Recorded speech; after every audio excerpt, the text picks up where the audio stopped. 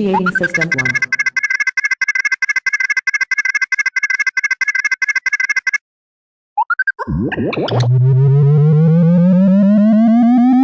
System 1 loaded.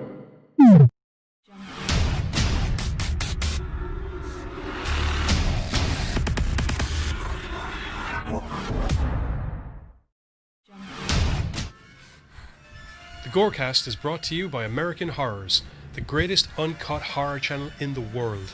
24 hours a day, 7 days a week, all horror. As well as the station of decapitation without your head. America's longest running horror channel, www.withoutyourhead.com. The following program is rated TV MAL. It contains strong language and is intended only for mature audiences. Viewer discretion advised.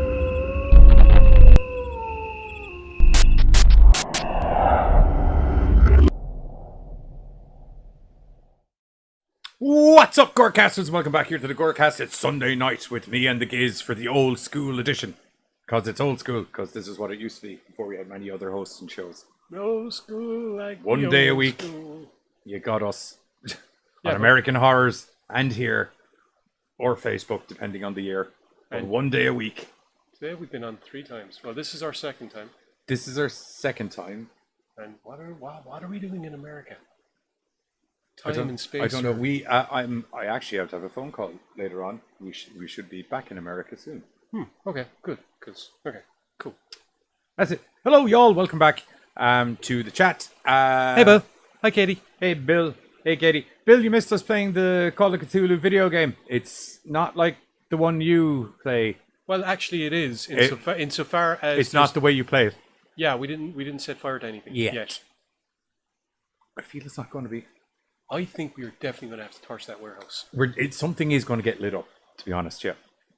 It's going to be lit, not in that weird hipster kind of way that you talk about. We mean actually on fire. That's what lit means, to be on fire. Just so you know. For anyone who enjoys a little bit of horror gaming, we have a Twitch channel as well, which is customarily all me. And not all horror. There's I throw a little bit of other stuff in there. We have like Call of Duty Warzone Wednesdays, which is fun. Isn't that the thing with zombies? No, there's no zombie mode in Warzone. Oh. There is Call of Duty's, I think it's World War II, Nazi zombies. Yes, I remember my cousin being very excited by that. There's that. Tomorrow I'm going to be playing Phoenix Wright Ace Attorney. It's very fun. Imagine a crazy anime court case. I'm going to stop you right there, because if I imagine it, we all know what way this game is going. No, it's not like that. You actually do, except unlike where a private investigator would go out or a detective would go out and find all of the clues, and then you merely, as a solicitor or lawyer, would have to put a story together and recant those clues. You actually have to go out and investigate the thing as well. And mostly, it's just a lot of you screaming "Objection!" in the middle of the courtroom. Okay, but it's fun. I'm going to be playing the DS version because I said I'd mention it because Bill's here because he'd suggested doing kind of like retro games. Huh. He was saying Mario Mondays, and I was like, I'm already putting myself through the hell that is Dark Souls, and Mario can be the same level of infuriation, but on a whole different platform. Okay, well, probably. Though Mario isn't out because I do have NDS and Game Boy Advance and everything I can wire into a computer. So yeah, but basically I've played every version of Mario that I have so often that it's no longer the great big challenge it used to be. So Mario World 1, 2, and 3 on the Game Boy, and Super Mario World on the SNES. Blindfolded with one arm tied behind your back. Chocolate version. Like you beat the game, and then the game converts to Chocolate Island, and then you go through the entire game again. Okay. Super Mario World on the SNES. Okay. I can do SNES games. Yeah. But anyway, the whole point of me mentioning the gaming thing is for the next couple of Sundays, Giz is on Twitch with me as well, where we're doing the Call of Cthulhu video game, which is a lot more Call than Cthulhu so far, but I feel that's going to change. To be fair, I mean, like, it's early stage. You can clearly see it's early stage. We're still in fish people. I'm saying fish people. No. I think it's fish people. No. Then I think it's fish people. No. It's Wunderbar. Yes. Worshippers of the depths, perhaps, but they're not Daganites. They would have turned. They would have been more fishy, if you get me. We haven't seen all of them yet. And a lot of them have those big fisherman collars on. What is that collar for? Hiding fucking gills. They're all fishermen wearing fisherman clothes. That's kind of the fashion at the time, when you're on a fishing island. For hiding gills. Anyway, yeah, we have a whole host of new movies out for you tonight. We're going to be talking about Sputnik, we're going to be talking about Blood Quantum, and we're going to be talking about Ghosts of War, which are all fucking awesome. There's no ascending order of awesomeness tonight. No, it's just kind of, I think it's chronologically. Yeah, well, release date, pretty much, yeah. Which would be chronologically. Story-wise, no. When have I ever done them by story? Well, that'll be chronologically. Anyway, shall I get on with I'm having flashbacks to Call of Cthulhu now. Enter madness.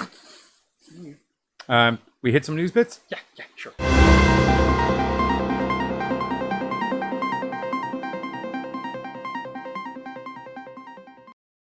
Bear with me. News just in. I bit my lip. You bit his lip? That's breaking news, people. Yeah, breaking news. Okay, so first thing we were going to... Okay, I didn't get an image for this because I hadn't decided if we were going to talk about it, so I'll just do this instead. One moment.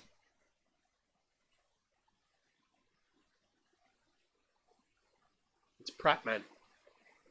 No, it's not. For anybody who was unaware, DC held an event. Was it last night? Hang on. Giz has the info about the event. Giz has like something to help with that sore throat, hopefully. No, that's still in a packet. Give me that. Yes. Okay. Fine. Take one. You talk it from. These are welded close. You might need to take this for a moment. You might need to take this for a moment. Okay. So as we were saying, DC have basically done an online event where I give up here. Just have it. Oh, they need to be thrown away. Yeah, it's just like they're not healthy. They've been in my pocket for a long time. DC held an event, you were saying? Yes. An online event wherein they decided, you know what? Since we haven't been able to show off anything in ages because the world's in a panic, let's do the whole showy off bit and show off a bunch of trailers and stuff for like the new Suicide Squad game and the new Suicide Squad movie. Suicide Squad game looks amazing. It does. And the movie looks... Suicide Squad movie looks also like it'll be interesting. There's at least some sort of fun. Awful lot of cannon fodder. But more importantly... Yes, I think they brought extra people in just so they could have some murders. Oh, I read some of the backgrounds on these people. They are so cannon fodder. Murders! It's great. John Cena's in it. Yeah, as a douchey Captain America, so playing himself. But one of the things that they announced that we finally got at long last is the new Matt Reeves Batman trailer. I can't see anything through this mask. Really, because the eye holes seem remarkably large, Adam West. Can you see my issue? Well, I can see your drawn on eyebrows, which is totally Adam West, so, there's that. You're not. You're not. Anyway, so the trailer came out, and we took a look at it, and... It looks acceptable. Yeah! To be fair, the suit looks good. Fighting looks good. I'm kicking ass all over the place. We're not getting another 40 minutes of backstory from the start of the movie. Yeah. It's already assumed people are aware of what a Batman is. Because people are aware of who I am. So comfortably aware, in fact, that Batman is standing pretty much in broad daylight in the middle of a crime scene with all of GCPD around him. I'd imagine it's around the time it's where he used to be like Detective Batman. And he used to help the cops. Yeah. But even still, Gordon would have all the plainclothes cops fuck off while Batman comes in. Well, maybe that's a different story now. Even when he's... I'm Batman, I like to change it up. Even when he's a known quantity, generally speaking, Batman arrives on, everyone knows he's there, and everyone knows, all right, out we go, because, Katie saw the trailer last night and fell apart. I don't know if that's in a good way or a bad way. Who saw the what? Katie trailer last night fell apart. Neither do I. I thought you didn't like the sparkly face Weichstein. But he's Batman. This time. And it seems to be he seems to be an acceptable Batman. Actually, I tell you, if there's one thing that I did like out of the trailer, and it has nothing to do with the trailer, it's the fact that the world they have built looks like it's going to be interesting when it comes to the that new Gotham City Police Force TV show that's supposed to TV series. Yeah, I like, That means you can have supervillains just show up in another movie without any sort of backstory. which I think is kind of cool. It'd be nice. Yeah, you kind of know what the backstories are anyway. Or you could get them drawn out and evolved through the TV series. Yes. Anyway, like I said, the trailer for the new Batman film is out. Go check it out because, to be honest, it does. I like the look of the new trailer. Yeah, it looks okay so far. You know, the trailer was cut well. All of the reservations that we possibly had, trailer-wise alone, may have been removed. I like the fact They could still absolutely balls it up in full-length movie, though. I like the fact that even after seeing the trailer, not 100% certain who the bad guy is supposed to be in it. I'm pretty sure it's the Riddler. I think. There's a lot of question marks. There's also, Penguin. Yeah, he might just show up. He's supposed to be turning up. Colin Yes. Farrell's playing Penguin. Yes, but that doesn't mean he's the guy. Yeah. Anyway, on to other news. Does that mean you can take off? Yeah. Yeah, I excellent. have actual pictures for everything else. Yay! Because I wasn't dressing up like fucking Beastman, I'll tell you that straight up. My loincloth's in the wash! Huh. Anyway, That went awry. yeah. So First up, we have Showtime cancelled something, and we're not happy about it. You wankers. after one season, the new Penny Dreadful series known as City of Angels. Got fireflied. Yeah, it's been cancelled. It's been cancelled. Fireflied. Variety broke the news that City of Angels has been cancelled. Showtime has decided not to move forward with another season of Penny Dreadful City of Angels, which the network said in a statement. We'd like to thank executive producers John Logan, Michael Aguilar, and the entire... Judging by the picture, I would say yes. Anyway, a spiritual descent to the original Penny Dreadful, story set in Victorian era London. Penny Dreadful City of Angels opens in 1938 LA, a time and place deeply infused with social and political tension. When a grisly murder shocks the city, Detective Tiago Vega is embroiled in... What? What a name! Tiago Vega. Tiago Vega Oh, god damn it. is embroiled in an epic story that reflects the rich history of LA, from the building of the city's first freeways and its deep traditions of Mexican-American folklore to the dangerous espionage actions of the Third Reich and the rise of radio evangelism. Evangelist. I can't say it. Show me the words. I know what the word is. Crazy people on the radio spouting crap about 2,000-year-old imaginary friends that belong to old white boys that want to control women. RT1 radio DJs. What he's talking about, yeah. Before long, Tiago and his family are grappling with powerful forces that threaten to tear them apart, which, unfortunately, I didn't even get a chance to see any of, to be honest, before it got cancelled. I knew it was out, but I wasn't certain. It was one of those things I was kind of like, I'll wait till everything's out, and I'll see what I can see. And nope, got cancelled. That sounds like the lyrics to some real sad love song. Probably, but I'm not a country western singer, so how would I know? Anyway, I'll wait till everything's out. I sees what I see. I got syphilis. It's burying me.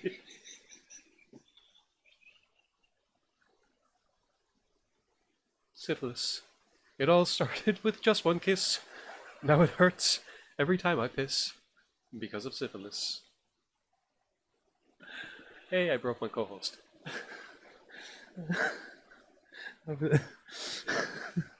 Not the answer I was expecting. Okay, so Okay. to sum up, damn it, another TV series got cancelled before it probably even got really rolling. Because it's got syphilis, so it's fine. No, I don't. I was giving you lyrics to that weird country western song that you thought it would make.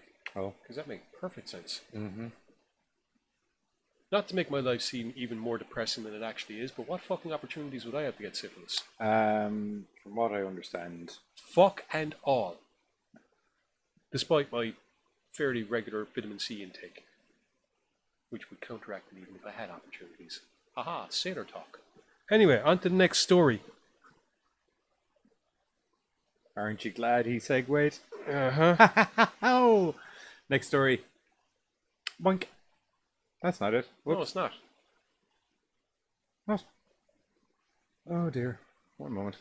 What's going on here? Why did that happen? Should I start talking? Yeah, start talking and I'll resolve it.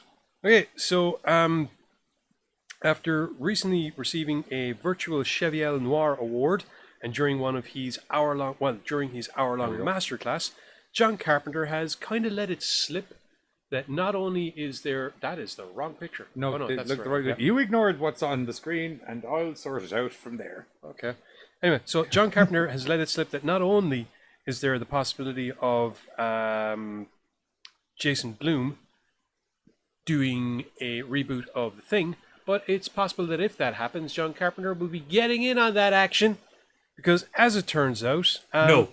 CGI, I say. No. CGI. Make an actual monster now. No. CGI. Okay, I'll stop. Sorry. So anyway... I'm not wrong, though. Okay. So, apparently, with the newly unearthed Frozen Hell, which is kind of like the expanded version of John W. Campbell Jr.'s Who Goes There, it's kind of opened the door to the idea of doing a different version of The Thing, kind of an expanded one, because everyone knows The Thing is based on... some sort of thing-verse, if you will. The story that I just spoke about. Who Goes There? No, I was going to say that they're going to try and make an expanded thing-verse. Oh! Well, I don't know about a thing-verse so much as just an expanded version of the movie. Thing-verse. I don't know. Anyway, this is the project that it seems Carpenter was kind of referencing towards, which hopefully things with the cinema industry being what they are, hopefully things can get rolling on that sometime in the not too distant future, and it's not just a vague notion. Although it does, I mean, Universal and Blumhouse do seem to be very much out into it. So let's get it done. Yes. I'm down. I'm like not everyone shit on the Why? The reboot. Look, dodgy CGI. I'll admit, not great. You had a proper practical effects driven movie there, and you decided to CGI it out at the end. But other than that, fine. Yeah, I thought Perfect. it was, I had no issues. Yeah, I mean, Tied in with the other one. blends Everything in was perfectly, nice. as I've proven. Ah. Yeah. You had it out 5 minutes at the start of... Not even 5 minutes. At the start of the remake. Start to the original, I took out about 30 seconds. Yeah, and tagged it on to the end of the remake. Not even, I just took it out. Pop. That was it. It was like one big, long, thin, flavoured movie. Yeah, and then the remake, basically, the last... Except you're kind of like, they don't have as good cameras on this side of the mountain. In The older... yeah, you know. kind of. Or better cameras, depending on what way you view it. Speaking of stuff that may or may not have looked better in the olden days... Is this a segue? It is a segue, and it's not just one of the... Master. Perhaps I should have looked at the image you were going to be putting up first. He loves those little raccoons, so he does. Oh, Ferrets, yes. Pogo and Togo. Oh, Pogo and Togo. I think. Who cares? Yeah, they were handy little bastards. Yeah, oh, don't fuck with ferrets, man. No, he used them to steal chicks' clothes. No shit. You don't fuck with ferrets. You didn't even hear what I said, did you? He uses them to steal chicks' clothes. I Anyway. did. So, for those of you familiar with the cult classic Beastmaster, One way of putting it. as opposed to the two sequels and the totally forgettable TV series that happened afterwards. We won't talk about that. Good news, everybody. It seems Unless that- you don't like Beastmaster. In that case, close your ears, good close problem. your eyes, and come back in a few minutes when Good we're done. time to make a cup of coffee. So anyway, Don Coscarelli, has reclaimed the rights to Beastmaster, it seems. They're my rights. I told you they're mine, and I'm having them back. Thanks. The film was written by himself and Paul Pepperman, and it seems they have put up a website recently in order to try and track down the... Are you one of the many people What the fuck are you talking about? that owned Beastmaster? No. What? Stop into... Jesus. Anyway, the film was written by Coscarelli and Paul Pepperman, who have set up this website in order to try and track down the original camera negative for the movie, which kind of apparently vanished, disappeared, so that's kind of an interesting one. And in doing so, they've also revealed that now that they have the rights back, that the rights are Wouldn't it be reverted back mad to them. if like two little ferrets just show up with the film reel and just like... Probably not. Where's it? Yeah, now that they have the rights back to them, they are looking to do a reboot of the series. Yeah, in a plea on the website itself, it boggles the mind that the negative to a movie photographed by legendary cinematographer John Alcott, the guy behind Clockwork Orange, Barry Lyndon, and The Shining, could be lost. It could happen to the Beastmaster. It could happen to any film. The loss of this negative will be a tragedy. Please help us find it. There's a whereisthebeastmaster.com is the website if you want to take a look and check it out. In the site also explained that there's a generation of fans of the original film who would welcome a big screen reboot of the original Sword and Sorcery classic, and Cascarelli and Peppermint are determined to make that happen. The Bronze Age hero and his furry fighting force may be coming soon to theaters near you, although not during the middle of a pandemic. For those of you that don't remember, the original 82 film starred Mark Singer as the eponymous character, Tanya Roberts, and Rip Torn was in it? I feel he was some sort of jungle guy. Like Hunter. I don't think so. Anyway, Sword and Sorcery Fantasy was about a young man's search for vengeance. Armed with supernatural powers, the handsome hero and his animal allies waged war And his loincloth. murdering marauders. Yes, a loincloth. And a cool throwing disc thingy. And a loincloth, don't forget the loincloth, that's very important. It's Sword and Sorcery. It goes with the parson that there's going to be a loincloth. Of course. Yeah. So, personally, I'd be actually... Man, it's been years since I've seen the original Beastmaster. Is there a way we could do an episode? Perhaps. I think... Saying it now... Do we have any other horror movies that involve... That's not really a horror movie, though. No, it's not. It's Sword and Sorcery. Do we have any other movies? There are horror aspects to it. Yeah. Are there any other movies? Juice? No, not Juice Bigelow. That's the wrong one. No, not Zoolander. I can't remember the name of it. Beastmaster? No, that's Beastmaster. Yeah. No, there was another one with... Mark Singer? No. Stop it. Oh, then? No. Rob Schneider. Derp. Where he also was able to mimic and control animals. No.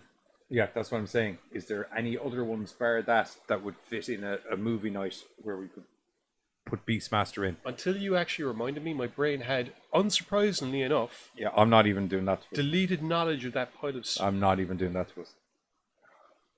The only category I could think to put that movie into is shit Rob Schneider movies. The derpy. It's all of them. Unless he's shouting, rip his fucking head off, you can do it, then it's probably a pile of scrap. Actually, even when he's Like screaming, little Mickey. even when he is screaming, rip your his fucking head off, you can do it.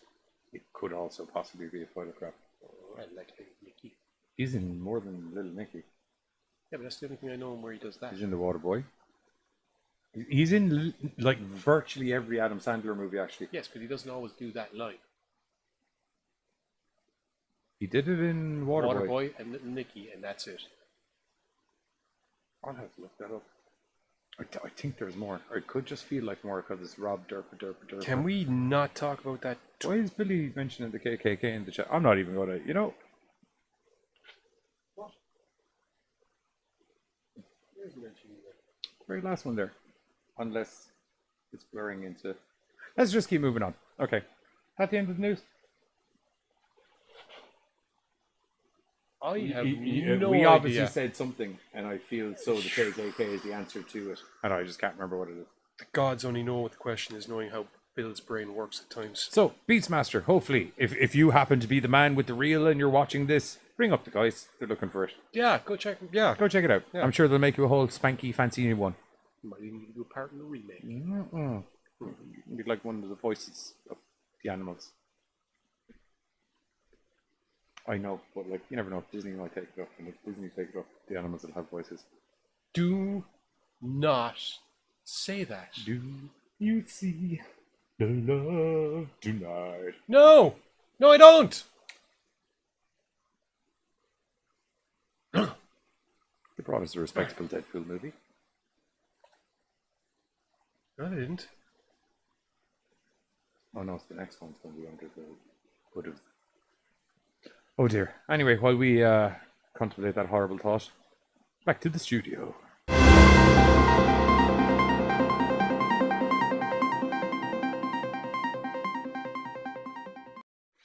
And we're back. There we go. Okay, news is over. Showtime, bitches. Ba-bow. Bow, bow. Okay, so we got none of these movies tie into each other in our normal kind of... No, they were just basically kind of recent. Three really good movies.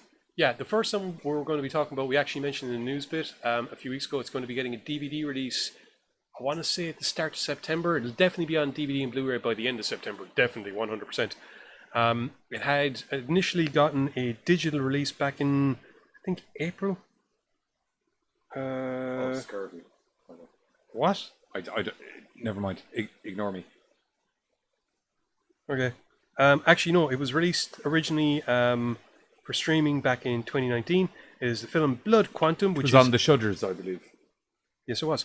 The film Blood Quantum, which is a Canadian horror movie. And how best can I describe this?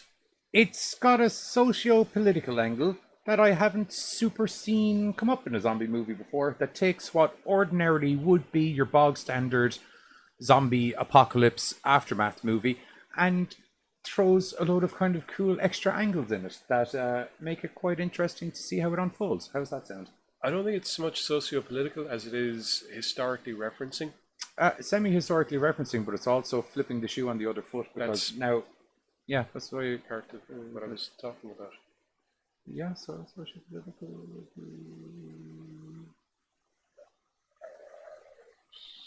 There's a racially driven angle that comes into it that ordinarily isn't in your no. Basically, to put this one in a nutshell, bit of a zombie outbreak occurs, and it turns out of a zombie outbreak. Bit of a zombie outbreak. Some fishermen are looking for some salmon. They get the salmon and they kill the salmon, and then upon killing the salmon keep on moving, and that's kind of. Now it turns out that this particular strain of zombieism is primarily it attacks fish, attacks dogs, and it attacks white boys. Yep. And girls as well. White people in general. Yeah. We don't know if it attacks anyone else. What we do know, it takes place on the Red Crow, isn't it? Well, we're Reservation. So basically, what we do know is that the story takes place primarily around the Red Crow Reservation in Canada, and basically all the residents of the Red Crow Reservation are immune. They have a natural immunity. Now we do get a bit of a. Yeah. When the zombie outbreak kicks off initially, you see one or two of what you've been kind of led to believe are, and turns out, are your kind of main protagonists throughout the movie. And they all get bit fairly early on. And you're kind of like, well, don't ask me why. I thought they were going to last a little bit longer. And then the angle comes in and you're like, that's cool. That's very cool. We get an initial zombie outbreak, and then we get 6 months later. And we see that the Red Crow Reservation has been turned into basically kind of a fortification led by Police Chief Trader, who's doing his best, I suppose, in this really fracked up situation. But along with the help of his ex-wife Joss, he tries to look after his son, their son together, his other son, Lysel. Yeah, their son together is Joseph, isn't it? Yeah. Yeah.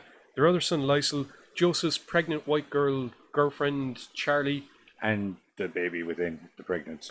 Yeah, that's one of the interesting ones. We're not quite sure, is the baby going to be affected, or is it going to have the father's immunity? They have backup from Trader's katana swinging Alphala, who is a Korean War vet and therefore knows how to swing a katana. And therefore is also hard as a coffin nail. Frack, yeah. Big sarcastic monster of a man, Moon, who just he comes up with some fantastic. Yeah, I was unaware that there was a subtitles option on Shudder. Giz wasn't, so Giz is aware of what the hilarious man said, and I assumed that it was supposed to be, well, there's a whole racial thing, so maybe I'm not supposed to know what he's actually saying to the other guy. But no, it appeared there were. Yeah, I was actually thinking that at first. There was a bit of a conversation. I was like, hang on a minute. Frack. You know? But very dry humor, some good, like they need a volunteer to do something dangerous at one point. Yeah. And they need I'm kind of used to, do you know, where it's just kind of the bit that he talks is just hard coded into the fucking movie or whatever. Never dawned to me to.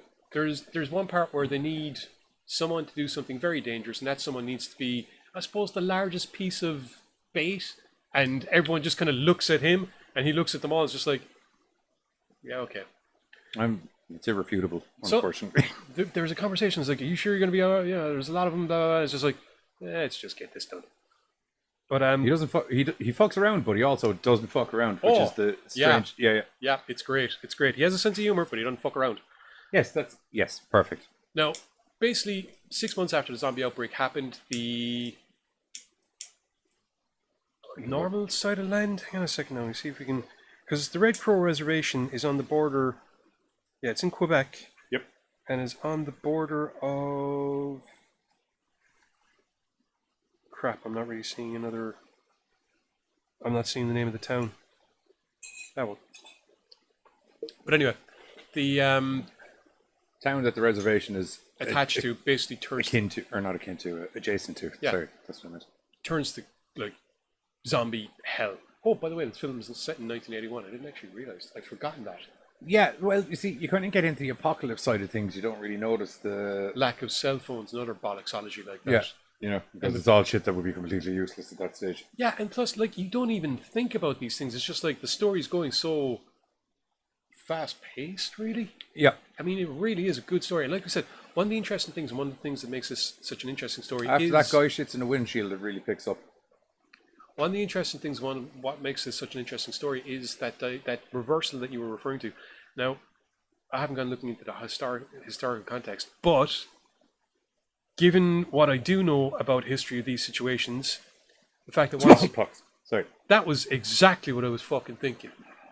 Exactly what I was Sorry, thinking.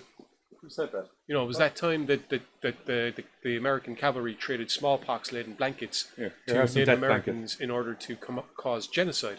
So that is kind of reflected in this, whereby you have the Red Crow tribe reservation led by Chief Trader trying to gather as many survivors as they can and look after them, do right by them, as he says. Yeah, keep them safe, keep the zombies away from them. Make sure that the white folk don't get all infected and shit, and make sure that everyone else is living just happy and copacetic behind their big walls of safety. Now, obviously, Trader recognizes that the more they bring in, this is stretching the resources. We need to kind of stop, so they have to start looking further afield, try clearing up more space, see about maybe finding new supplies, water. And it's proven as well that historically a lot of white folk in situations like this have been proven to be fucking idiots. It has been proven. And I'm not trying to be racist towards No, my people own are side of morons. the park or anything, but from what I've seen in horror movies, 95% of the time, white folk are stupid. Because zero survival instinct. Don't want to live. Do you know what I mean? Yep. So anyway, like I said, resources are dwindling. They have to go out investigating other places. This means that, for the time being at least, some somewhat less stable people are manning the security side of things back at the reservation. Less stable is one way of putting it. This, unfortunately, ends up with things breaking down, and before you know it, whoops, apocalypse. It turns All out the white people are zombies, and all the reservations full of zombies, and there's outbreaking left, right, and centre. And probably the only white person who hasn't been bit at this stage is your man's missus. Give or take.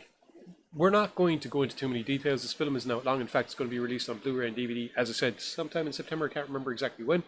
What we will do is talk about the fact that this film is fucking fun. It's good. It's real good. It's shot beautifully. It looks great. There's kind of a, while still in the 80s, there's kind of a Purge vibe to it at points. As I said, man, it was only just glancing down now that I went, oh yeah, that's right. They say at the start that it is in 1981. Completely forgot about that. It's just... The zombies are the good, fast fucking zombies. And they also have that realism factor as well of, as the zombies get a little bit more on, they get a little bit more useless. Unfortunately, though, and this isn't unfortunate, though, just to take away from your realism bit, it's a curse, which is explained throughout the course of the movie in separate little anime things. It's explained at the start that this is a curse that's befallen the land. So, slightly different take on it. But it's not, they don't like focus on that aspect of it. It's, I like that once they realize, okay, the dead are coming back to life. Shit. All right, well, I suppose we might as well get on with things and get the job. You know, it was, okay, this is we're having a really fucked up and crazy day, but we're just going to knuckle down and deal with shit. Yeah, just accept it and move along, and let's just set fire to all these corpses and make sure no one gets bit. And there are some fantastic kills in this film. Oh yeah, most of them by the Korean father. Yes, or Moon, the large Indian dude who often carries a homemade axe. The guy who fucks around but doesn't fuck around. Yeah. That's a cracker of an axe.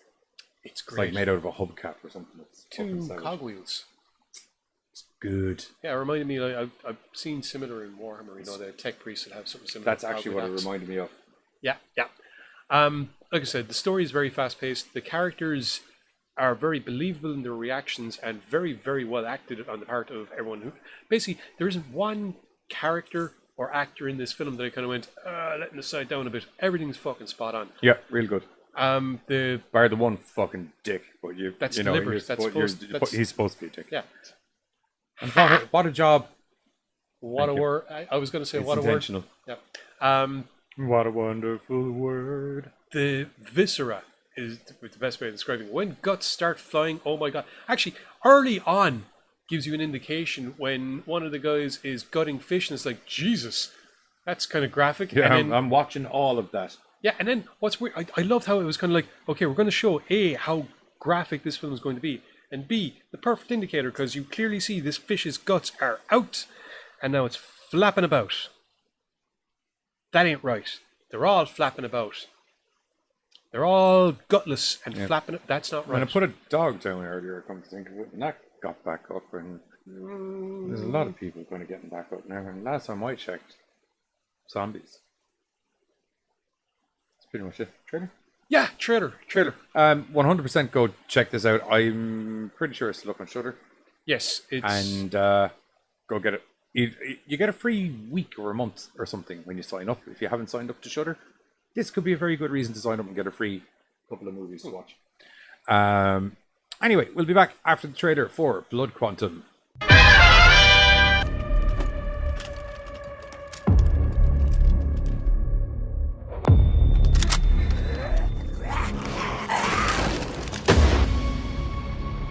So how long were you out there for? I lost track of the time. Did you get bit? This planet we're on is so sick of our shit. That's why the dead keep coming back to life. You're immune. I'm not. What if my baby isn't either?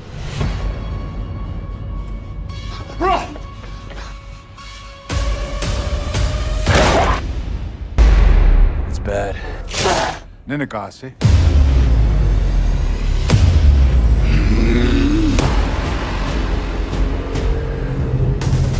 I heard that you could cure bites here. Ain't nobody immune here but us.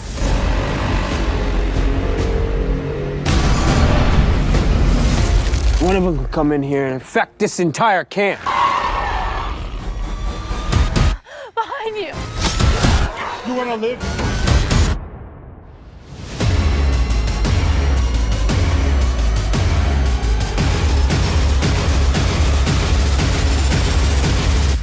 Who says we're immune? Adukja uksid hamo. Awenda sui lexiko.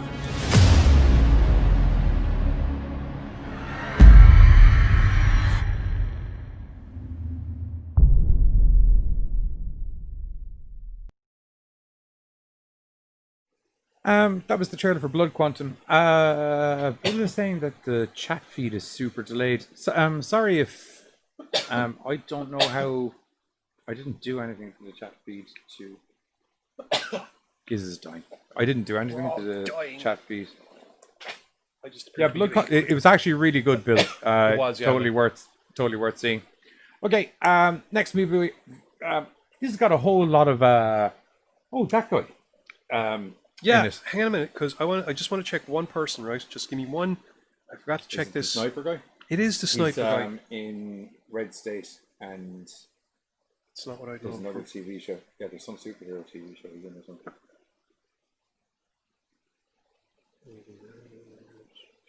These are movies. Nightmare on Elm Street remake. I wouldn't have seen that.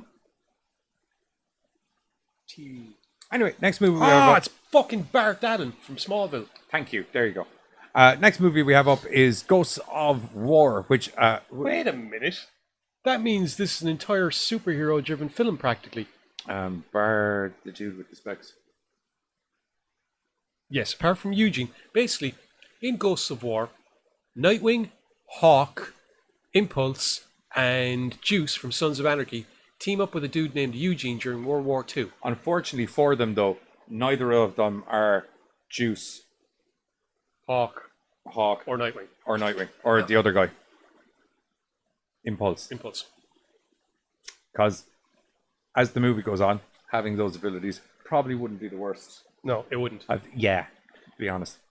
So in this film, Chris, Kirk, Eugene, and... Actually, no, do you know what? Juice, actually, come to think of it, is probably better off as the character he was, because Juice would have snapped like a brittle twig. He is, yeah. Yeah.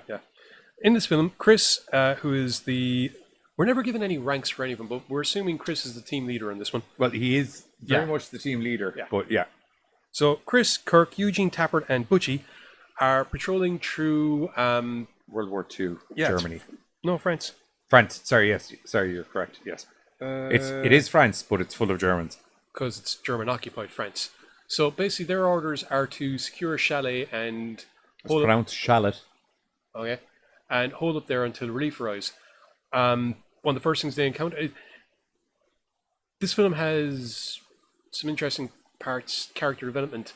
Early on, they run into some Germans. Yeah. They make short work of the Germans. Billy Zane! He's a Nazi. Yes, he's a Nazi and it's great. Yeah.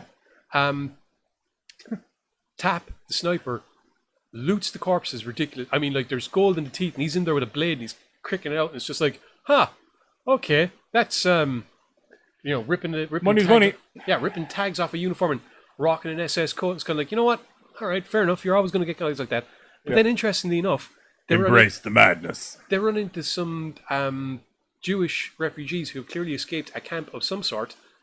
And Tap, of all people, goes straight on up to one of them, gives him literally the Nazi coat off his back and the pouch of gold that he's after collecting. So it's kind of like, oh, well, fair dues. That's pretty cool. Yeah, he's a psycho, but he's a good, nice psycho. Yeah. Basically, the lads arrive onto the chalet. There is a group of troops that are already there who are very much adamant that, you know what, we want to leave. It's your turn here. Why do you want to leave? We want to leave. It's your turn here. Maybe some of us have furloughs coming up and we want to get there. All right, fair enough. We were delayed. It was our bad. All right. Yeah, no bother, guys. The lads come in. They all bunker down for the night. Well, the night comes and it's not fun because the chalet is the chalet is haunted as fuck. Haunted. I don't mean kind of haunted. I don't mean Casper haunted. I don't even mean Poltergeist haunted. I mean haunted as fucking fuck. Every goddamn room in the house has someone fucking haunting it. Eugene soon discovers the journal of a German officer named Werner, who basically the journal basically outlines what happened to the family that were in the house. It was not good. Yeah, some French aristocrats who were hiding Jews, and as a result, the Germans decided to... They had a Jew wall. Yeah, and the Germans decided to be nasty bastards about it, and horrifically tortured the family. Well, didn't horrifically torture the family, they horrifically psychologically tortured the mother while killing the family. It was a whole thing. Yeah, torturing didn't last long. It was mostly just, do you know anything? No, I don't. Do you know anything? No, I don't. Okie dokie, let's kill them. I don't even think they asked many questions so much as... They asked the husband questions. Did they? Yeah. They asked Papa questions. We see this played out through the film in various different parts as various... Mostly as dreams that the soldiers keep having. They all keep having dreams of individuals from the family having shit done to them. Yeah, or maybe, it happening to them. Or maybe seeing flashes of stuff in the background. Now, once again, because this is a fairly recent film, we're not going to get too much into the details. Because there's so many hooks, it could be part of a fishing show. This film handles stuff fantastically. In regards, there was a great piece at one point where you can see it's going to be a build for a jump scare. And then rather than a jump scare, you get one of the boys lighting a match. But it's the same feeling, the fact, so you actually go, oh! I love those moments where it's just real good music design and sound design. For me, it's there's subtle things. I love it when a film like this does subtle things. Rather than having the obvious bit whereby a character is standing somewhere and you know that when they move there's going to be something creeping behind them. Instead, you have a character standing somewhere, and if you're looking carefully, you can see that there's something behind them. And when they move, or when the camera moves or something like that, it's kind of like just to fill you in that, hey, just a reminder. Or maybe the Tap at one point is up in the attic, and he's facing away from a mirror, and you can see something reflected in the mirror. And then he turns for a second, and it's like the reflection disappears. Yeah. Stuff like that, I think, works well. And what's more is, because of the setting, because it's World War II, it means there's automatically a certain tension in the air. The lads are... Firstly, they have to check out the house. Yeah, they might have had a team in there, but if I were them, I'd check out the place anyway, just because... Oh, yeah, 100%. Yeah. So they take a look around the house. You don't know what fucking crazy shit's been going on, and you don't know how attentive people that were in the house before you were. And it's always good to know the layout of whatever establishment you're supposed to be guarding, so that you can know where to lay booty traps and or how to get the frack out if need be. Yep. Like I said, however, the house is haunted to fuck, and after spending one night there, they realize, you know what, maybe we should kind of try and get out of here. But that's not a very good idea. Is it? It's more than one night. Well, after the first night, No, the first night, because your man is then saying we're going to get court-martialed if we leave, and then I think it's after the second night, it's like, okay, I don't give a flying fuck about your fucking court-martial, I don't give a flying fuck about what's going to happen, how about we don't leave the area, and we just watch the chateau from the woods? How's that sound? Do you know the way, like, I'm a sniper, I can be in a tree, and I can be... Which, unfortunately, it turns out not really a good option, considering the German patrols that are actually moving through the area right fucking now. Oh, wait, there's one of them heading our way. Oh, cockballs. It's alright, we'll all be nice and quiet, no one make a sound. Oh, fuck ghosts. Goddamn fucking ghosts. It's actually brilliant the way it happens, man. Yeah. Fucking brilliant. Like I said, we can't really go into too many details You think the there's- ghosts are going to helping out our boys, and then it turns out they're not. Yeah, there's a great part in the movie where you're actually sitting there going, yes, the ghosts are on their side, because stuff starts happening, and like it's proper full-on war movie action. They're murdering Nazis. The lads are going to walk out fine. There's probably going to be a little apparition of fucking creepiness going on, and then you see them fade off into the distance as their souls have been set free after all of the drama. But no, they're evil cunts, and they're not really. It's complicated. It's yeah, complicated. We can't get into that. Yeah, there's a lot of really cool stuff in this film, and once again, like I mentioned earlier, it is a movie that I feel is made deliberately. Here's what I like about the film. To fuck with your brain. No. So many times in modern movies, they are made deliberately with the notion of the audience are fucking idiots. Thank you for insulting our intelligence, movie makers, you fucking pile of twats. This film, on the other hand... Oh, this has loads of stuff that it's up to you to figure it out. Brilliant. There's actually, I'll get to it at the end of the show, but this movie has my favourite moment of the week, which I'll get into at the end of the you whole mentioned it earlier, podcast. yeah. I'll have a whole graphic and everything designed for next week. It's a new segment I was thinking of doing. As I said, the same subtleties that work for some of the ghost reveals or some of the ghost scares, like the what I described earlier, work in regards to the unfolding of the larger story that is at play here.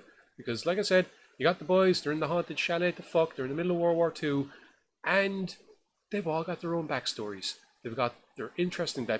That conversation between Eugene and Tap is fucking creepy as hell, the man. backstories are revealed quite naturally. You feel like they're revealed in a sort of like a Call of Duty game or your really good war movie where it doesn't feel like just a load of forced info about people. It just comes out quite naturally through dialogue and scenarios that draw things out. That conversation between Tappert and Eugene is creepy as fuck. Darkness. And has a good reason for coming up in the first place. It's not just... Absolute darkness. Yeah, it's great. One of the most ingenious... well, I don't know about ingenious, but I really liked Chris's plan for ghost detection. Oh, the powder?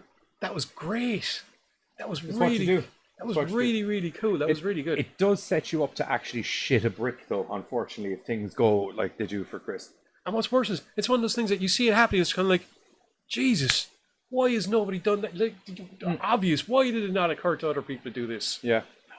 I won't lie to you, the flour is laid out across the floor with a military-like precision that only a bunch of soldiers could do, because there's just this great shot where it looks like it snowed inside in the living room and there's just 5 dudes very nervously sitting on chairs, just like, okay, I sure hope that this is just a whole room full of flour when I wake up in the morning and there's no footsteps. But unfortunately, they don't even get to fall asleep before they see fucking shit. I don't think they were planning on falling asleep. I don't think it was even if they were, probably wasn't going to happen. So I think the Morse code made sure they were never falling asleep. Yeah. There's a whole side plot to this as well that's just freaking amazing that we're not going to get into, because the way everything connects together is an actual proper like moment. Yeah. Yeah. It's very, very subtly hinted, and even the subtle hint could be... I spotted something while watching the film and I just kind of went, hang on a second. You're definitely going to notice that, but even when the thing that you do notice, it leaves many options open. Yeah, it's still, like, even I spotted something and I went, oh, I wonder if it could be this. And then, I'm not going to say that I forgot about my wandering, but it was so natural for the rest of the movie that it became... It was Flower Bill. Yeah, it was so natural for the rest of the movie that what I thought I saw just was like, oh no, clearly it was actually this, you know? But it's really, like I said, keep your eyes open, keep your brain on. It's really good. It's really fast paced. Yeah, there's the initial kind of I'm going to say slow opening, where you got them traveling and stuff like that. But once they meet, not even that slow. Once they meet Billy Zane, which isn't that far into the movie, That's like 5-10 minutes in. yeah, that's what I'm saying. It's not even slow. That's not slow. I'm not talking about the movie being slow. I'm saying you have what looks like your normal slow opening of like a war movie, and they're traipsing through the jungle, and you think that you're going to have like a load of fucking. Oh, this is going to be a load of fucking dialogue, and someone might get attacked by a tiger or something. I don't fucking know. But 5 minutes later, they're beating the ever-loving shit out of some Nazis and wandering towards what can only be described as a chateau of death. Also, if they had been attacked by a tiger, that would have really livened things up, considering they were in the middle of France. Sorry, I said I'd let you off since you mentioned jungle earlier. I was like, I know. I was just using that as a script. Walking through the woods late at night, suddenly I saw a fright. Yeah, you don't know. It's 1921 France. There could have been tigers. 42 could have been tigers. Do you know what I mean? There's been a lot of explosions. There were zoos. A cage. Anything. Yeah. I'm not... Look, I worded it wrong. They're walking through... You feel like you have them doing their traipsy, chatty fucking, we're a bunch of men and we're in the army and we do our thing, we have a mission, and then 4 hours later we finally get there for a big dramatic scene. But no, 5 minutes in, they're beating the shit out of Nazi Billy Zane, and then they're in a chalet of fucking murder. And it's great. It's great. And about the keeping attention as you're watching the movie, I'll bring it up when we get to the end of the podcast when I'm doing the I'm doing the favorite bit, because it's subtle. Not so subtle that you won't see it, but if you're not looking, I thought it was glaringly in your face. They don't make it glaringly in your face though. It's not like drawn to. It's acted well, but if you didn't pick up on the motion, we'll get into it in the end of the show. Okay. I just thought it was visually. I agree 100%. But like, I don't think it was nearly as subtle as you were making it seem. I'm not saying it's subtle. When I'm able to talk about it, we'll talk about it more. Anyway, here's the trailer for Ghost of War, and then we're going to be back talking about a Russian movie called Sputnik. You're in for a treat. The outpost is 30 miles over those hills. Let's move out. Who are we babysitting this time? Not a who, a mansion. Yowza. It's bigger than my whole neighborhood in Queens. It's supposed to be a big deal when the 82nd Airborne came through and pushed out the Nazi high command. This is a life, boys. You hear that? Das Haus! Nein, Leute von LKW!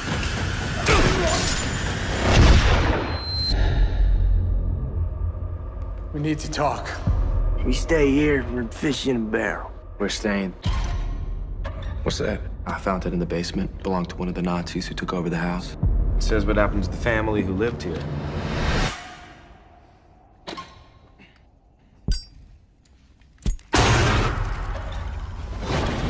This ain't right, man.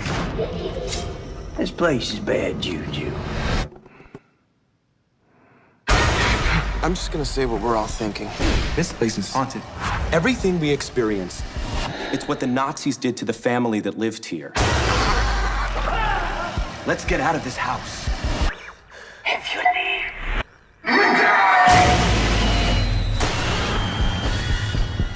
They're here. I want everyone geared up and ready to clear out.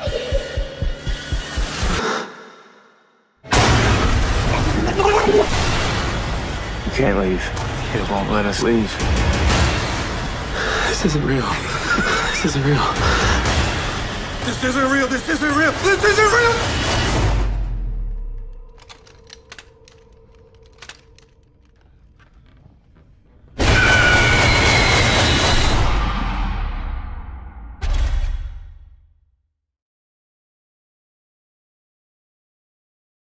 It's Right. the scene with the sniper. One of the reasons that I really liked it is there's Warhammer stories, Gaunt's Ghosts, and one of the characters in it is called Mad Larkin. A jaguar would be possible in woods in France. Okay, fair. Okay, thanks for that.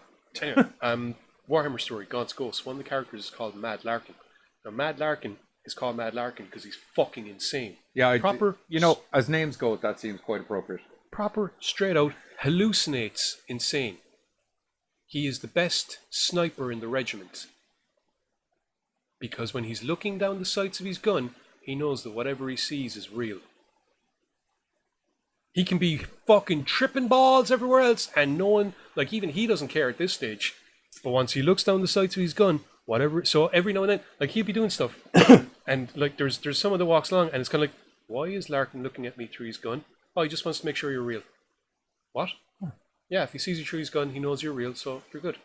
I feel very nervous about this. You should, to be honest. You should. Or it could come in handy, if everyone's tripping balls. Larkin, what's real?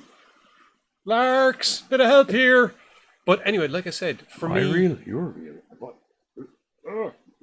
For me, that's what kind of, it was like having a visual of that character described in a bit. Because like, he's looking through the sights and nothing there. And he puts him down, it's the puka. It's kind of like, what's real and what's not. So, yeah. And buka, if you will. Because it's a ghost. That's why I said puka. Ooh. Okay. You just made what was buka into bukake.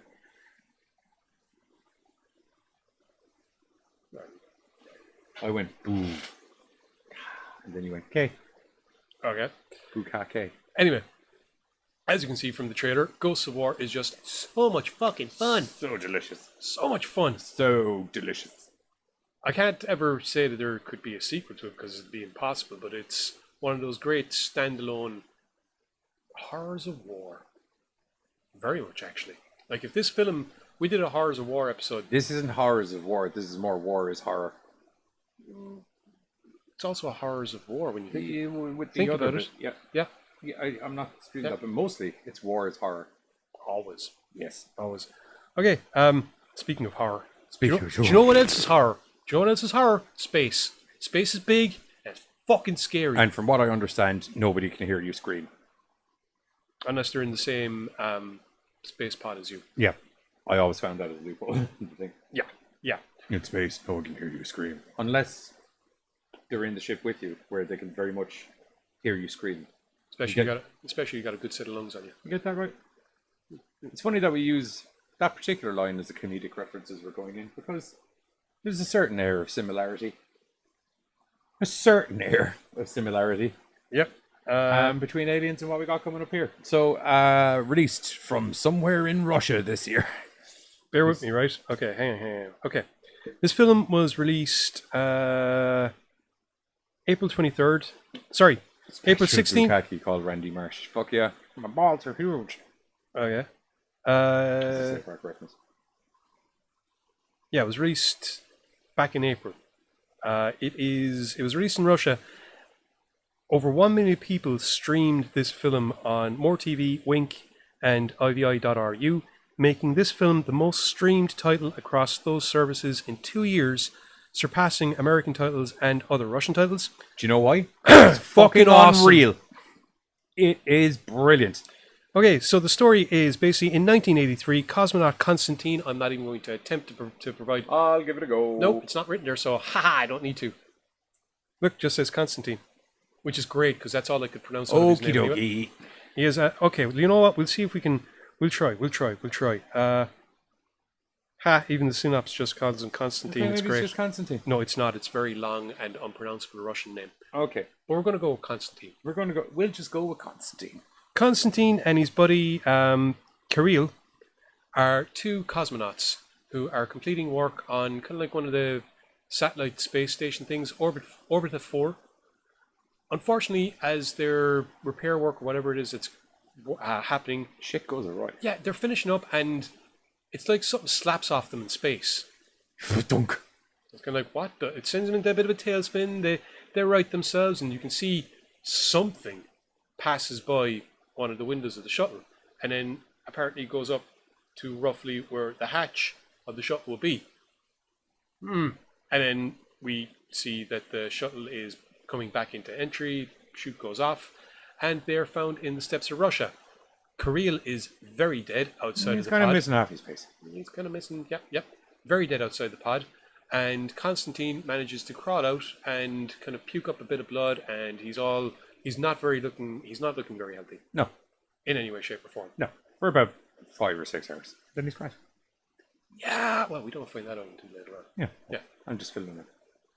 So, meanwhile, Dr. Tatiana Yurovina Kilmova, I'm just going to call her Tatiana because it's how she's referred to for most of the movie. Kilmova. Who is, how can I best describe her? Yurovina Kilmova. I'm just going to go with Tatiana. Okay. Because like I said, it's... Tati. She is a physician working in, well, she's a neuropsychologist. Working in a brain institute, neuroscience institute in Russia in the 80s, and she's up before the review board because she did something slightly dangerous, which kind of worked. Yeah, but it saved someone's life, but, fuck that, like. Honestly, all that went through my head is, she's the female house. Which, it's just a modern medical version of Sherlock Holmes, which is always going to get me interested. She's less than a walking stick and less than drugs, though. Yes, it was just... to clarify. Yeah, it was just the initial thought because, no one else would think of doing this thing. It's kind of crazy. I'm going to do it. And oh, look, it fracking worked. Nobody else would have thought of doing that. Because it's fucking illegal. That's why. He's alive, isn't he? So because of her attitude, she's been given 2 options. Either admit her guilt and leave. Or it's going to court and you're probably going to go to jail. She thinks she did the right thing. Screw you, boys. Lo and behold, a big massive soldier boy who comes talking to her. Hey, Tatiana, I can make all of your problems with the board. Fuck off. You come talk and look at my little project I have out here. Let me have some opinion from you, because I respect your opinions, because you're willing to do the ballsy work that people are not willing to do. Actually, Colonel Smirnov. Smirnov. Why couldn't it be easy to pronounce Japanese names? Colonel Smirnov. Basically, I love the way this conversation goes down. He doesn't try to be an asshole. He doesn't try to bully her into doing or anything. He's just like, look, I have a case I think you'd be interested in. Come along, take a look. If you like it, stick around. If not, your decision. You sign NDA and you fuck off. And even she's like, well, look, why don't you just make me do this? Why me? Because you figure you got something over me? No, because you were willing to do what needed to be done. I'll make your board problem go away. Well, to be fair, he says that to her after he gives her that line. So she goes along and... You scratchy my back, I scratchy your back. She goes along and she is shown where cosmonaut Constantine is being held in this very large, very secure tank where Dr.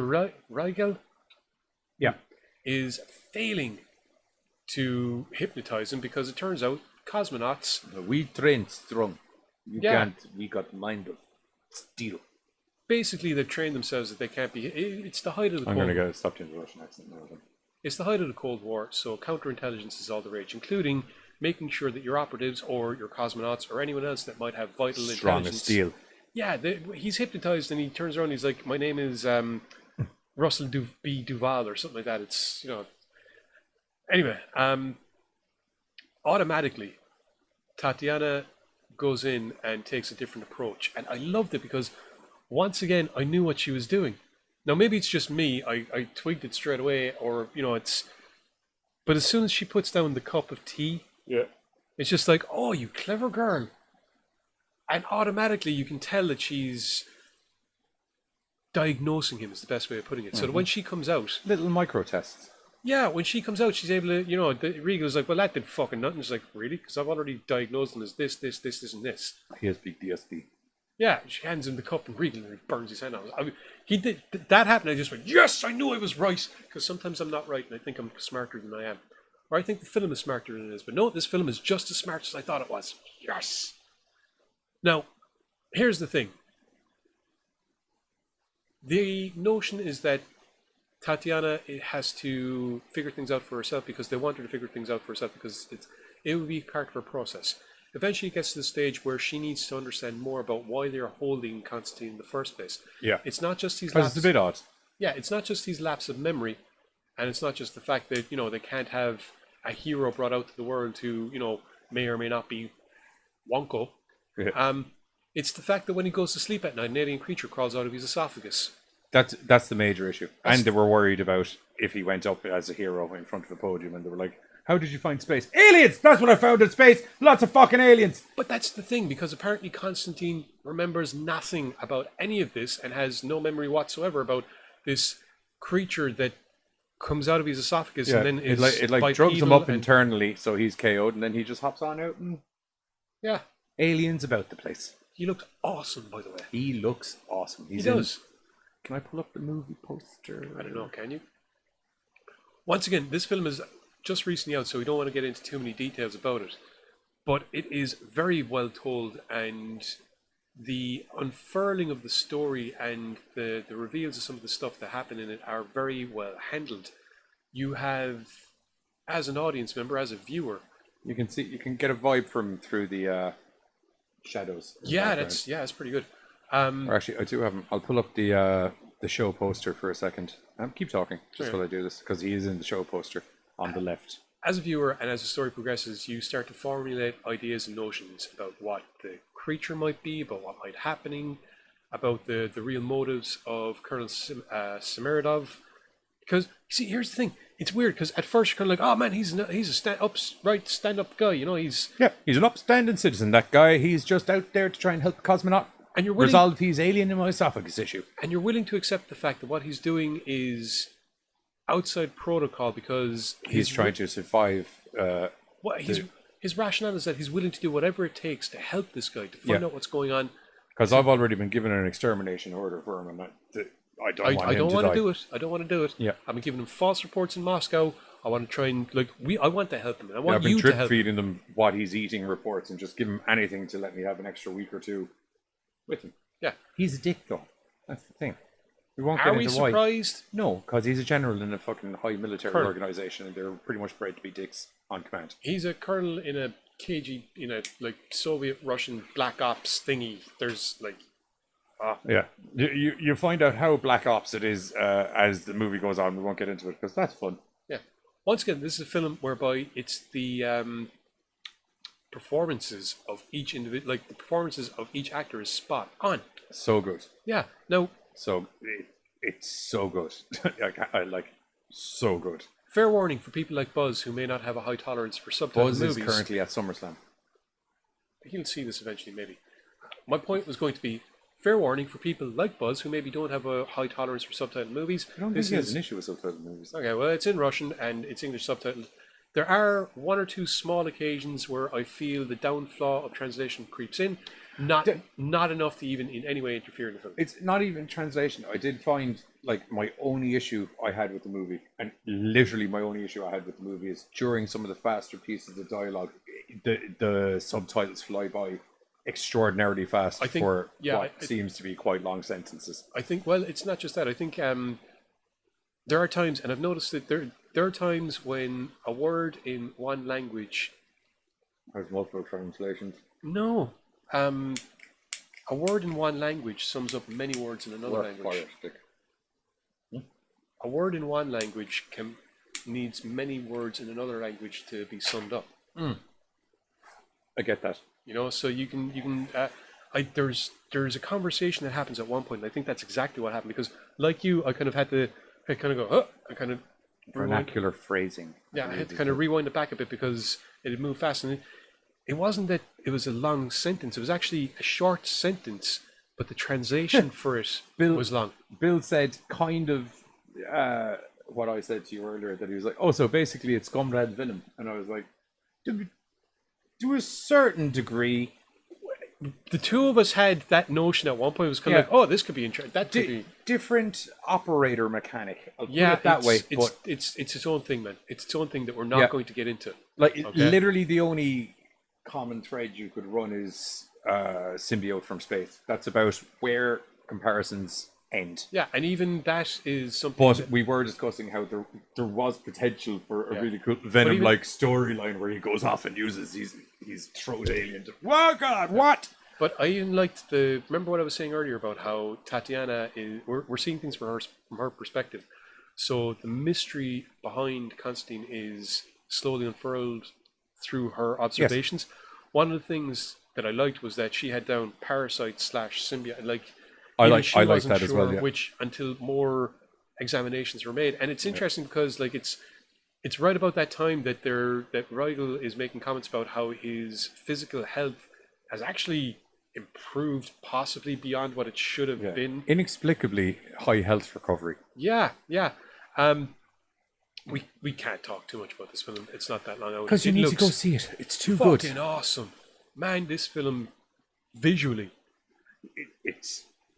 yeah, like you forget you're watching a movie during it. It's everything happens so seamlessly.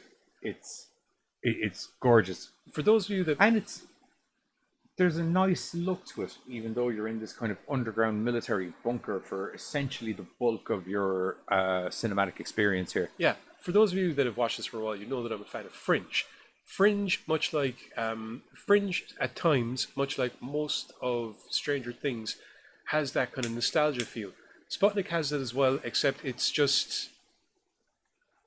not as in your face as Stranger Things it tries to be at times. It's a slight aesthetic. Yeah, it's done right. It's done the way that it would be done in Fringe, if you get me, whereby, for certain parts in Fringe, it's kind of like, oh, 80s. This is just like all of it, and it's Stranger Things literally could have had the theme tune changed to "Welcome to the 80s, the 80s." There are Slam it in times your face so much. This is just decor in rooms, the televisions that they're using, things like that. And because of that, it allows for some very interesting stuff as well, such as the fact that Constantine is a fracking cosmonaut, which means that he has a high technical knowledge. That TV is a treasure trove. Yeah, he gets the world of use out of a television that he's allowed to have access to. It's great. Yeah, I suppose. It's out. Go see it. Pick it up for the release. Yeah, as I said, it's out since April, I believe. It's also set to be released in select theaters and video on demand in North America. Last week, August 14th. Get it. Yeah, watch it. Like I see it. If you're in North America and you have the opportunity to see this in the cinema, definitely, man. Definitely. Oh, this would be a great one. Oh yeah, because the sound design in it is great. Yeah, and the creature is fantastic. It's once again, this is a very, very good sci-fi horror. Yeah, we'll leave it at that. Okay, here's the trailer for Sputnik. And myself and Giz will be back to say our goodbyes and talk about our favorite moment from the three movies. Your one as well. Okay, we're gonna have to think about that one. Yeah, well, you have like 2 minutes. Trailer time.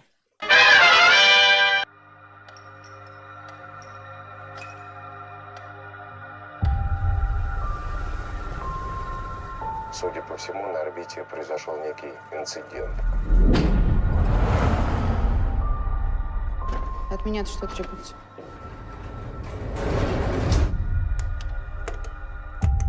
Семирадов моя фамилия. Требуется ваша консультация. Зачем они меня здесь держат? Можете объяснить?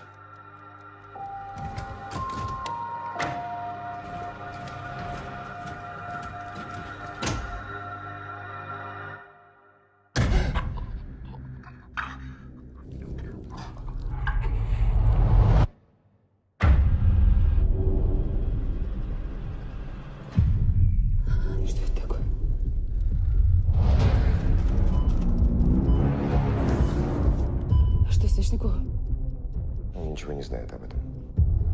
Моя задача – это разделить паразита и носителя. Чего еще от меня надо? Если я руковожу исследованием, почему от меня по-прежнему все скрывают? Мы рискуем жизнью человека. Герой Советского Союза. Если герой, значит готов ко всему. В том числе и пожертвовать собой.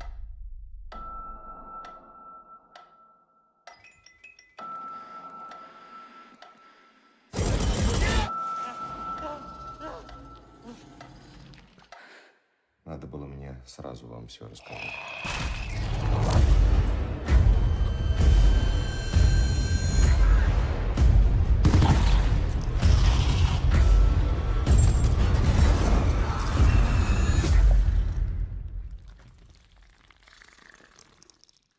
Бегите.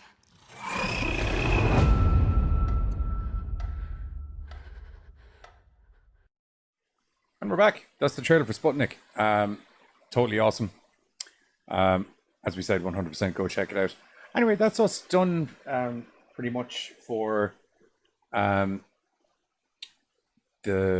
this week's show. All 3 movies highly recommendable. Not a single one I'd be like, just brilliant, man. Hey Murph, what's going on, dude? How are you? Hello. So I know why I waved at your phone. Yeah. Hello. Yeah. Okay. So my favorite bit out of all of the movies this week was in Ghosts of War, and there's a bit where one of the lads has no arms. A lot of supernatural shit has already taken place, so it's already well established there's some oogie boogie shit going on in the house. He comes to and has a minor freak out, and then with his no arms, grabs one of the guys by the collar and pulls him in closer and starts having a face-to-face freak out with him, which, as I said, it's not so subtle that you won't see it. Like it's like your man does a drastic jump in and everything like that. But if you're not paying attention to what's going on in the whole area and you're watching more a guy's face or something like that, you could miss it. And what I really liked about it just looked fucking brilliant. And when you see it happening, you're like, okay, what the shit is going on? You know? But I also liked how it wasn't super, you know, like cut to up close shot of the fucking shirt being pulled and all of this, you know, it was kept on a wide, which kind of made it feel a little bit more natural, and it wasn't like visually being forced into your eye. It was there if you saw it, you know, and I really liked that. And as I said, outside of the it was there as you saw it thing, if you did see it, it's fucking effective because it's holy moly, it's really good, really cool shot. You? I will have a graphic, by the way, next week for our favourite moment of the week. I might get you and me to sing it. Because we know how well myself and Giz sing together. Anyway, thinking about it, I think for me... What's up, Speed? How are you? Welcome to the chat. Probably my favourite moment is in Ghosts of War as well. Although it's kind of... It's visually superb, that movie.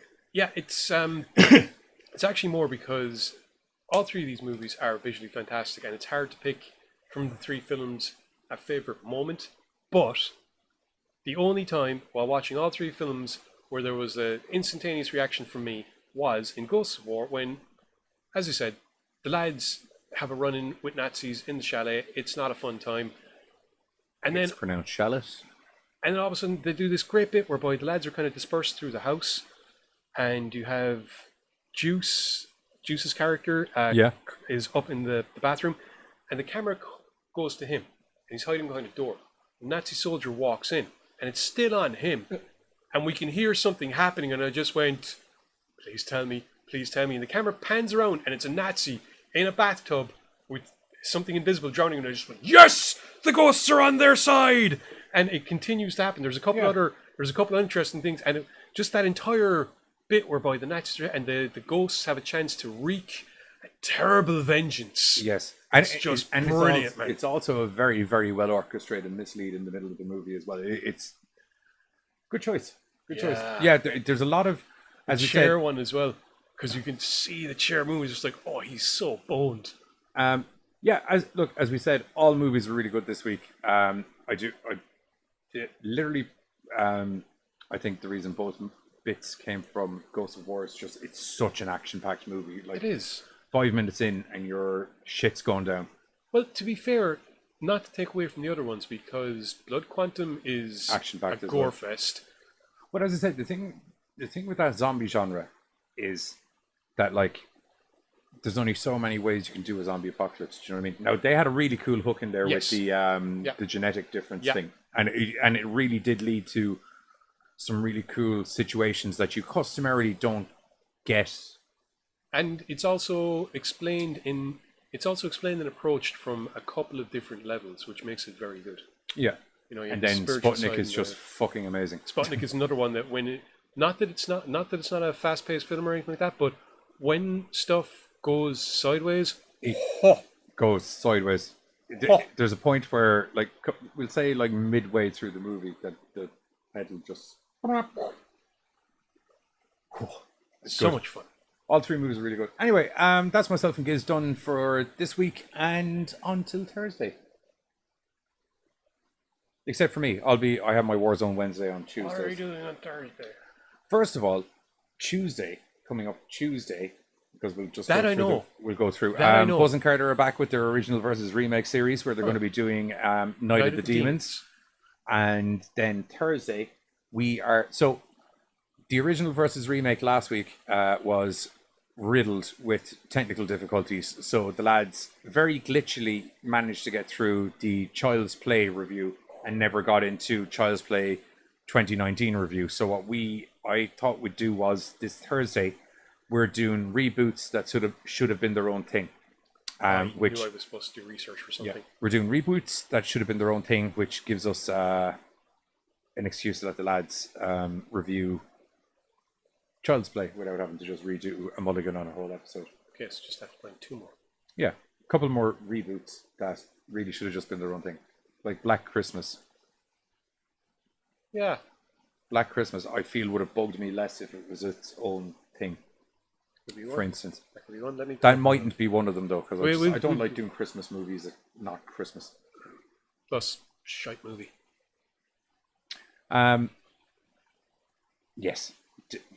That's the thing. I feel I would have hated it less. I don't know. Does that mean I would have liked it? Yeah, no, I agree. No, I think I got the criteria.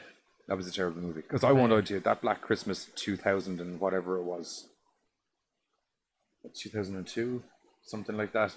There was one either really late 90s or no, it was 2002 or 2003, and I never thought there'd be a worse Black Christmas than that. But by God, was I wrong? Was I wrong?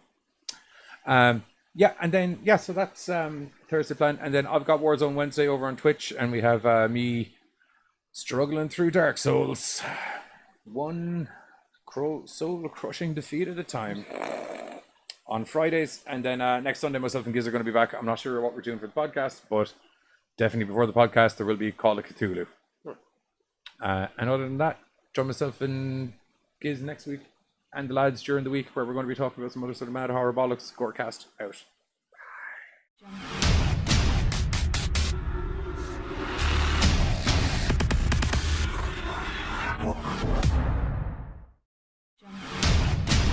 Katie, sorry, I forgot to address your question. I really don't think Gorecast the musical is a wise idea. I was very rude of me to not. It was very rude of me to not address that when I saw it. Yeah, I don't think it's a good idea. Myself and Giz have about 2 songs we can sing in tune together. Anytime I get myself and Giz to do a theme tune where we sing it, it's literally because it will be sang badly. Gorecast out. Gorecast out. I just thought I'd address that. Okay. Though if you do write a musical, I'm sure we'll give it a go. Don't tempt them or encourage them. I'm sure we can give it a go. I am the very model of a modern Major General of information, animal, vegetable, and mineral. Keep going. I don't know the rest. Sing of more, the Monkey Boy. Just keep singing the same bits over and over again. No. I want them now because it's a good outro. Frack off. Come on. No. Come on, sing it. Press the button. No, sing it. I really want a musical outro now. God damn it. I am the very model of a modern Major General of information, animal. Yay.